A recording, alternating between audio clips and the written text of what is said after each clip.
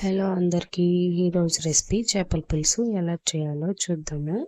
ముందుగా చేపలు బాగా క్లీన్ చేసి పెట్టుకోవాలి. తర్వాత ఒక మిక్సీ జార్లో టమాటా, కొత్తిమీర, తెల్లగడ్డలు వేసుకొని బాగా మిక్సీ పెట్టుకోవాలి. తర్వాత ఒక ప్యాన్ తీసుకొని ఆయిల్ హీట్ చేసుకొని మెంతులు వేసుకోవాలి. తర్వాత కట్ చేసుకున్న ఎర్రగడ్డలు, కరివేపాకు వేసుకొని బాగా వేయించుకోవాలి. ఎర్రగడ్డలు బాగా వేగిన తర్వాత ఒక టమాటా వేసుకొని మనం మిక్సీ పట్టుకున్న టమాటా పేస్ట్ వేసుకొని బాగా వేయించుకోవాలి. తర్వాత ఉప్పు, కారం, ధనియాల పొడి వేసుకొని బాగా కలుపుకోవాలి.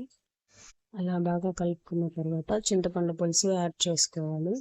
ఇంతకుముందు మన ఛానల్లో కొరమేను చేపల పులుసు పెట్టాను. ఇది గెండి చేపల పులుసు అండి. చింతపండు పులుసు వేసిన 15 minutes తర్వాత చేప ముక్కలు బాగా వేసేసుకోవాలి. అంతే, ఒక 20 minutes ఉడికించుకున్నామంటే ఎంతో టేస్టీ అయిన చేపల పులుసు రెడీ అయిపోతుంది. ఇంకా మన ఛానల్ ఏమైనా సబ్స్క్రైబ్ చేసుకోకుండా చూస్తుంటే ప్లీజ్ సబ్స్క్రైబ్.